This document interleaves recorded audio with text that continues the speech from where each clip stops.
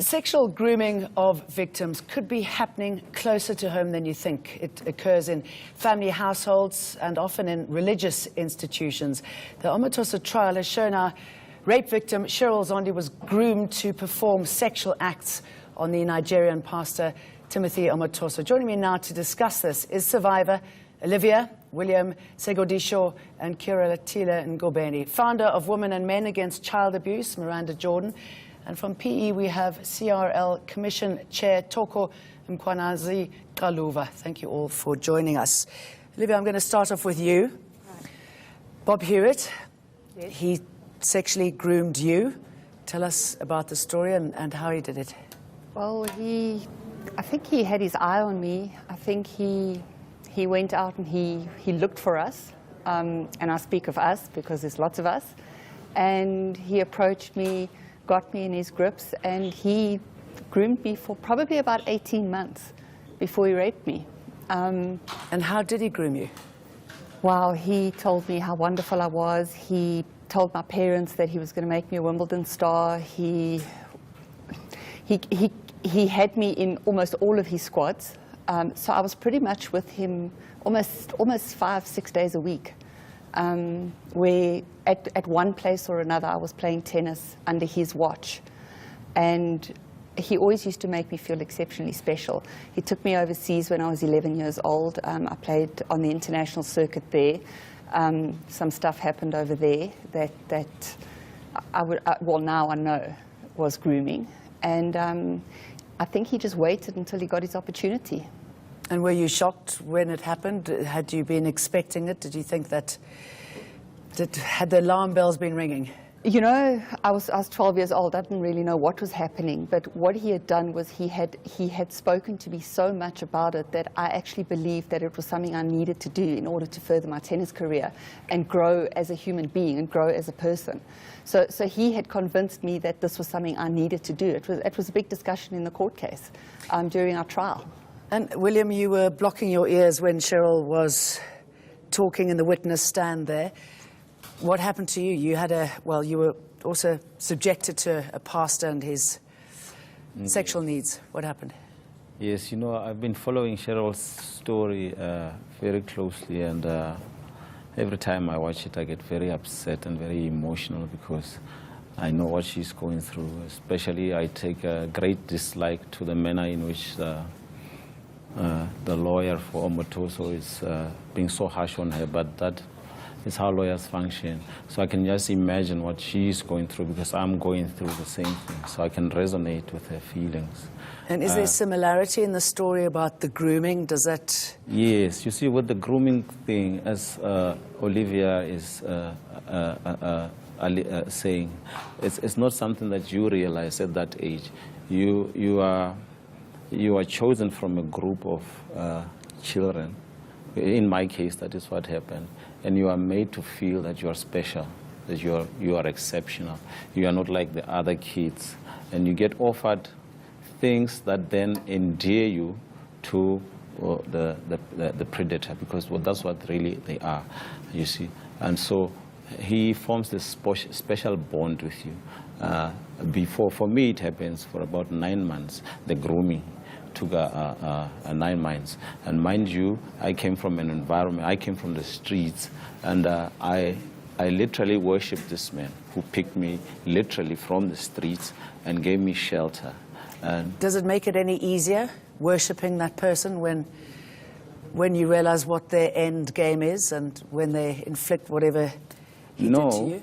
No, it doesn't, because you never have any inclination as to the purpose, the reason behind this special treatment. You are a child, and you're looking at this man as an adult, plus he's a priest. So it's a child-adult relationship.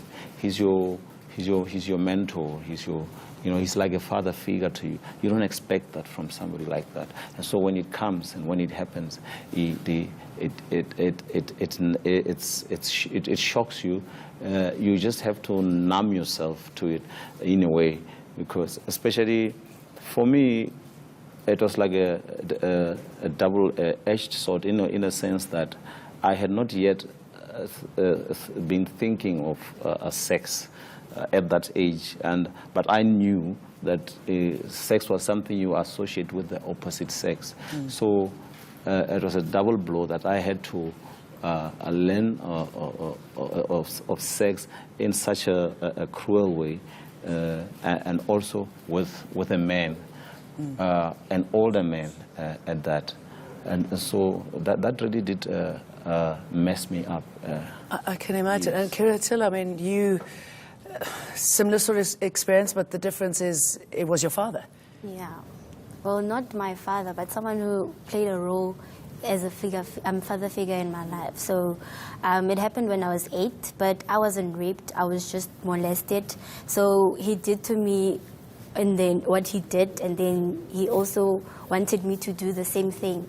And once everything else was over, I was told that because I did the same thing to him, then I should keep quiet because I can go to jail. And I mean, I was 8 years old. So as a child, I'm now scared that, okay, I did this thing to this person. So the best thing is for me to just keep quiet in order for me not to be in jail. So Miranda, is that what gets them? Is that you become complicit in this act? You just took the word out of my mouth. And I'm just looking at sort of 1,800 cases. We work annually at both our clinics. And this is the biggest problem. If I wanted to read you the whole list of perpetrators that are known to children, it's a huge list, from mothers' boyfriends to family friends to cousins to, I mean, this is our list. This is a kind of list that we draw up when clients walk into our clinics to understand, so that we can statistically say just how many. So we've got male juvenile friends, we've got school friends, we've got brothers' friends, we've got stepfathers' friends and stepfathers. I've got the whole thing. So if I look at our stats over the last 5 years, that's what I'd bring to you tonight, we're looking at about 82 to 85% are known and are well known. And the difficulty of a child, first of all, coming through a clinic like ours, which works with criminal cases, is first of all identifying and then knowing the consequences of breaking up a family, breaking up a community, maybe causing their mother to be out on the street.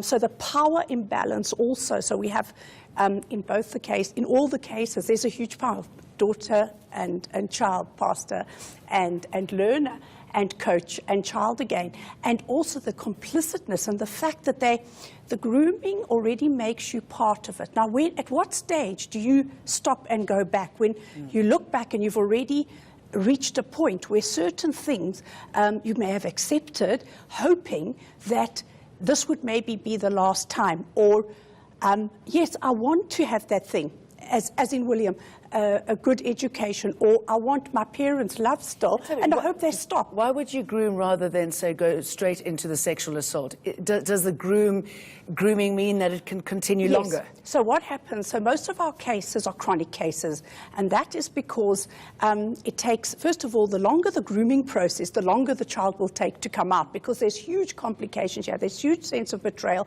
There's the fact that you have so much shame in being almost involved. Whereas acute cases, and that's what I think is sort of the stranger danger aspect we were talking about, is that if you look at that, that's 11%. In fact, I looked at an American and Australian study also before coming. They have even sort of less. They've got 89 to 90%. And those cases are generally they are more violent and they are more acute. We just look at the Dross case we've just had recently. That's a violent, opportunistic attack. And those people will often be caught. So that's what I'm trying to say.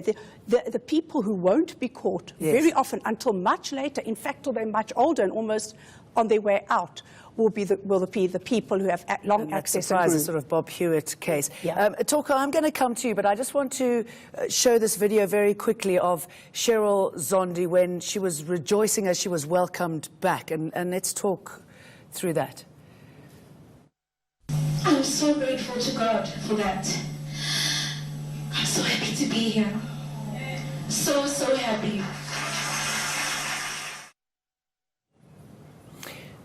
Torko, she was rejoicing, crying. She was so happy being accepted back into the church. What happens in that sort of scenario? She knows that something's gone wrong, but why does she go back? And tell us how the church and many people in the church can manipulate this sort of situation. Well, you know, the church is much closer than even a family because there's God involved in it. So there's trust beyond just the human beings in the room. You trust your religion. So it's also much more intricate and much more difficult because in this particular case, and in many other cases, you know, there are over 40 young people who have come forward. And in this particular case, the issue was, if you do tell, God will punish you. Or if you don't do this with me, God will punish you. So those things become very difficult. They go beyond the natural into the supernatural. Even if you could say you are just a human being, but it's drawing on a much deeper power, and that makes it much more complicated than any other normal human being threatening another human being. Do you think churches take advantage of the fact that many of those who are subjected to this are easy prey because they might have, you know, in your case, you came from the streets, or people coming from families with problems? Does it make it easier? You know, what we've discovered is that in the majority of cases, there's a very purposeful selection. Most of these young people do not live with their fathers. So that's one indicator. And you come into a circumstance because you want something, you want it so much, and you promised that thing. Most of the time it was music in this instance. So in other cases, some children could be poor, and they could be promised a better life. But what has been most profound in this case is that this particular case, it's not all children who are poor. It's not all children who were desperate at the time. Some of them, their careers had taken off, and others had very good lives at home. But it's mainly single parents. Not just children, is it? I want to talk about, sorry, excuse me jumping in here. Olivia, the fact that your parents were also groomed. How does that work? It seems that a lot of parents are groomed. Mine aren't the only ones, and it's because they testified against you as well, didn't they? Yes, they did testify against me, and I think what really just was, you know, the ultimate was when my dad was testifying, and he said his words were, he could never have done it. He's an icon. And you know, the belief that he was just the perfect person, and yeah, you know, I can't even, you know, for me it's exceptionally difficult to discuss, and it is coming out more and more that there are so many parents that do this, and I don't know that it's the parents that are doing it. Yes, they are groomed. Tell us about, I mean, in Omatosa's case as well, we're expecting, I believe, there are 2 co-accused as well who are involved in the grooming. I mean, what do they get out of it?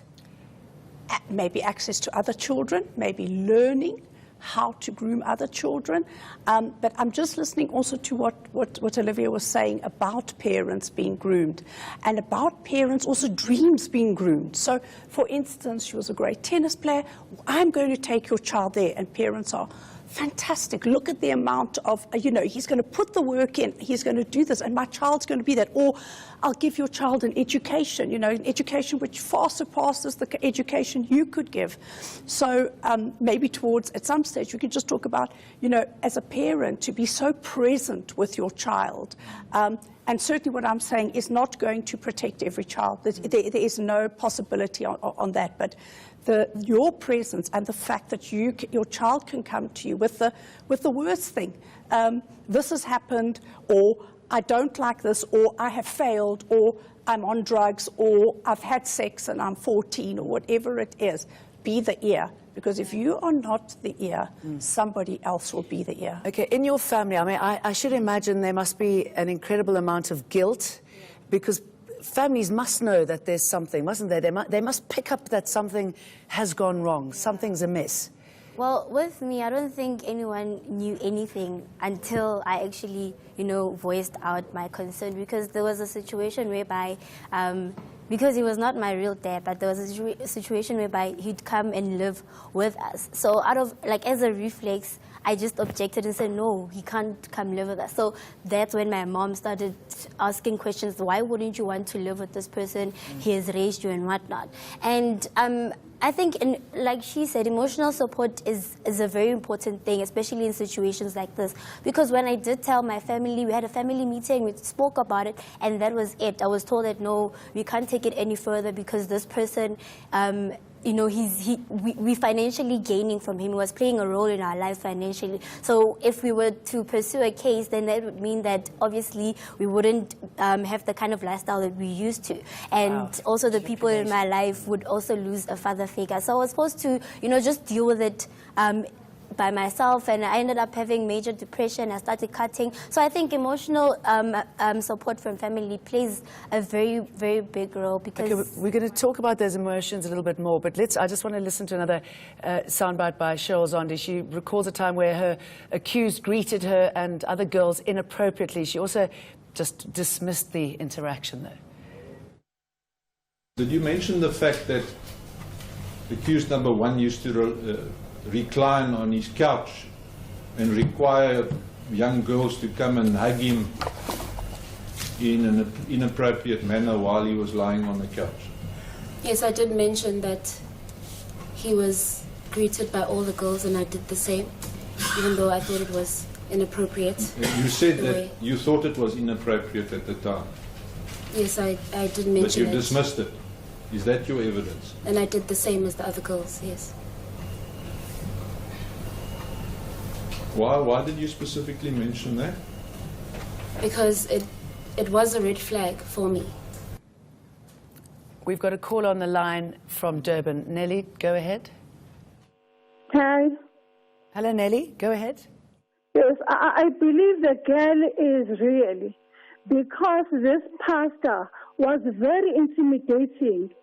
He was intimidating even the congregation. I was invited there, and these girls, when they are singing there, he will stop them and frighten them.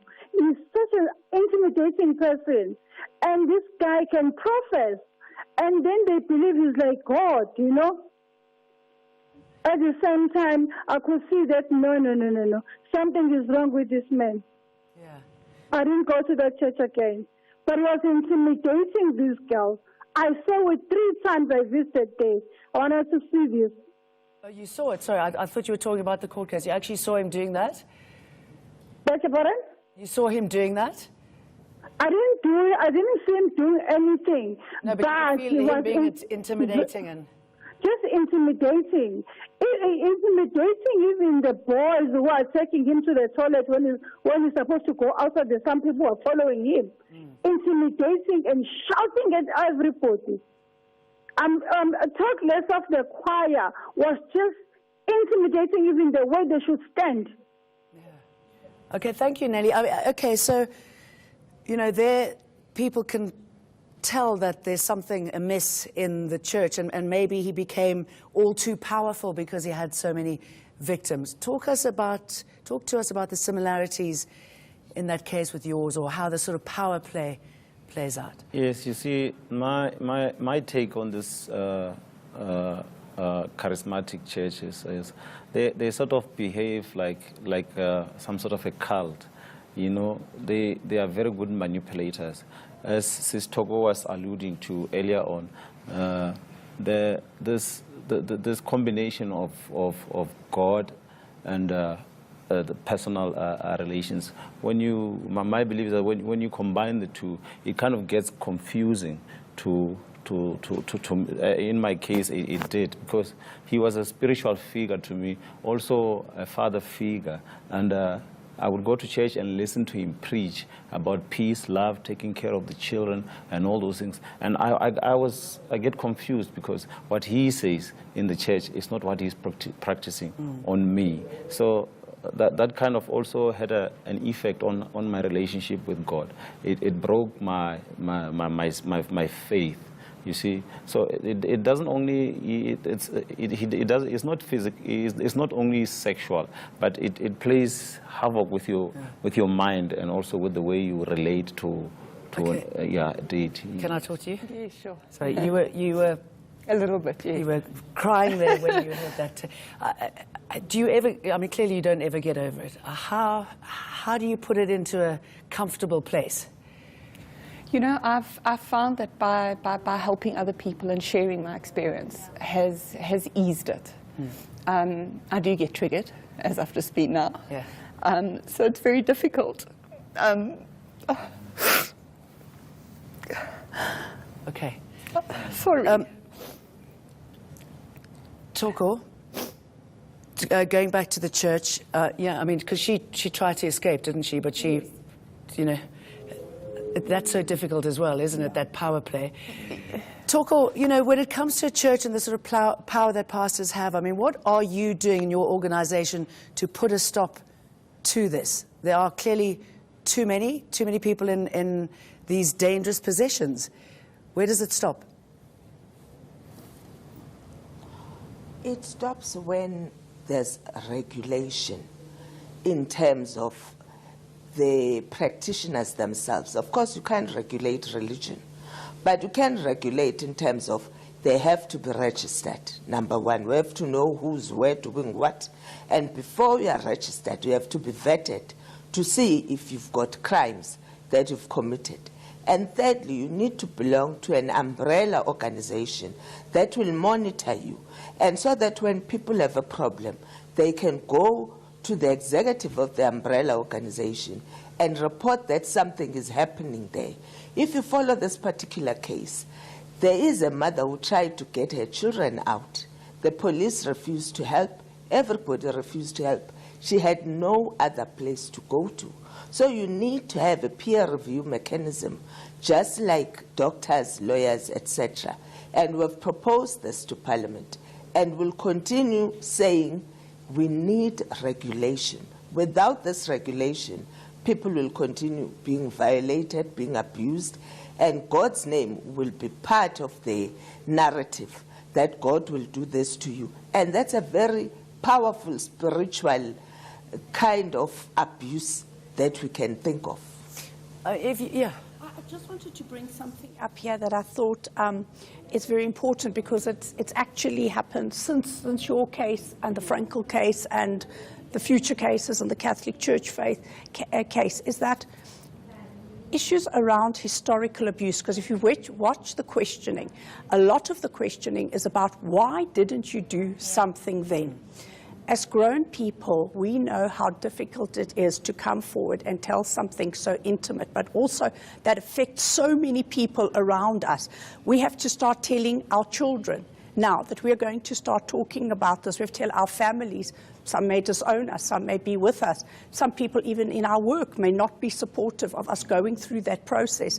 So we've tried very hard as an organization to speak about why children disclose so late, why it is so incredibly difficult. And it's something which we feel we really have to bring into our justice system, because the type of questions you see being asked for us are abusive and pointless to a very large extent. And I think that they really have to understand the actual psychological development and also the compartmentalization that children have to do to survive that time, because some of what's happening to them, you would not be able to survive if you're just saying either it's okay or I'll deal with it later, or it's actually not happening and it's not that bad. I don't want to interrupt you, but we're running out of time. I just want to bring a caller in. He's a pastor from Witbank. Erastus, go ahead. Hi, good evening, Jane and your guest. Good evening. Yes, look, I'm a pastor myself, and it leads one to that embarrassing situation. The million-dollar question mark here is that when the pastor doing all these things, teaching people, this afternoon I was listening to SAFM, another pastor was teaching people to talk. With the future dog, they've got cancer and all these types of things they will do. So we as Africans, we need to do a self-introspection, because most of the people who are doing this, they're not from our country. and make sure that those regulations and the umbrella of recognize that law and court being punishment of the trust of the lawyers and auditors and so again. This is embarrassing. Okay, Rasa, sorry, it's not a good line, but I think it's about talking out and exposing Yes. this. Yes. That surely is the most important thing, isn't it? And not to be silent. And I think also in terms, especially with black families, you know, from my point of view, I don't really blame how my family reacted to the situation, because I mean, in black families, there's this taboo about not talking about these things, you know, the family's reputation, how people are going to see us. We are so concerned how, you know, everyone from the outside views our family. So, I mean, I think it's also a thing that as black people, you know, in terms of going for therapy and whatnot, we should make it a very important aspect in terms of the healing process, because I never went, you know, for therapy to deal with what I went through. And I should imagine you really need therapy. Yeah, you can't do it on your own. The sooner the better. Yeah. So I think that's also a thing, and not blaming your family, because a lot of people ask me, but how, you know, do you have a great relationship with your family today after everything? And I think I'm empathetic to how everything panned out, and I understand from their side it was very difficult for them to accept the situation, and it's taboo. We don't grow up hearing about these things in our families, that an uncle did this to one of our cousins or whatever. So it's another thing that gets added to it, isn't it? Yeah. I mean, hearing and seeing the public outcry and what an incredible person she has been on the stand. I mean, that power, it's got people talking. Do you think it could make a difference? I mean, what needs to be done now to keep this momentum? You know, she's really an inspiration, that lady, for me. Even under the sad circumstances that she is in, I'm very proud of what she's doing. You know, I just want to go a little back to what she just said about this psychology being a Western concept of healing. I probably would never have broken the silence had I not gone to therapy for counseling.